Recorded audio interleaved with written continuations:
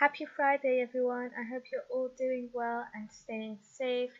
So, we've reached the end of term, and this is going to be our final English lesson of this term. So, I hope you've all had an enjoyable year this year. I know things were a bit different because of the COVID situation, but this is an experience at the end of the day, and we can't really control some things. It's out of our controls what happens in life sometimes. So you are all really resilient, and I'm really proud of you all for the way you've conducted yourself and still pushed through and continued with some sort of a routine such as your online learning. So well done, everyone. You should all be proud of yourselves.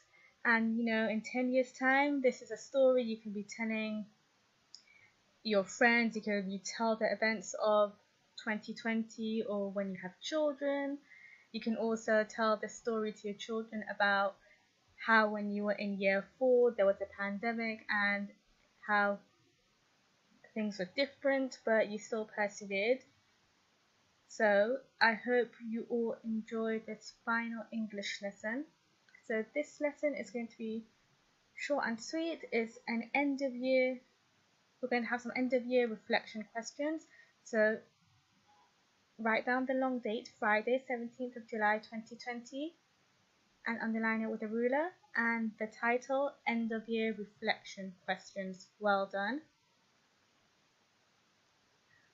So you're going to have 15 questions to answer. Now remember, when you're answering questions, you have to answer in full sentences, and this is really important so that if someone is reading your answer, they'll know what the question is without even needing to look at the question. And always remember to start with a capital letter and end in a full stop.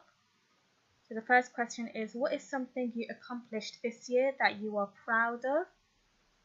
So you can either pause the section and write it down, or once I've gone through all the questions, you can go back and answer the questions in your own time, so however way you feel comfortable. What was the most challenging part of this year for you? Where is your favorite part in your classroom or school, and why? If you could change one thing that happened this year, what would it be? What are 3 things you did this year to help your classmates? What are the 3 most important things you learned this year? What is something that was hard for you at the start of the year but is easy now? In what area do you feel you made your biggest improvements? What is your favorite part of the day in our class, and why? What is something you taught your teacher or classmates this year? What advice would you give students who will be in your class next year? So this is the advice for the current year 3. What advice would you give them coming up to year 4? Something that you wish you knew. Of the books you read this year, which was your favorite and why? What was the best piece of writing that you did this year? So think about all the pieces of writing in your published books at school that we published. So think about which one was your favorite one. What person at our school has made the biggest impact in your life this year, and why? And the last question, what are 6 adjectives that best describe this school year?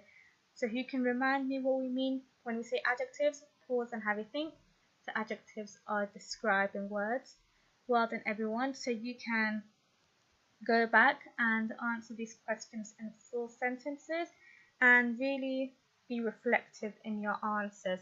So think hard about what you're going to write. So now when you're done that, you're free to do whatever you want because the school term has ended, and I hope you all have a brilliant summer holiday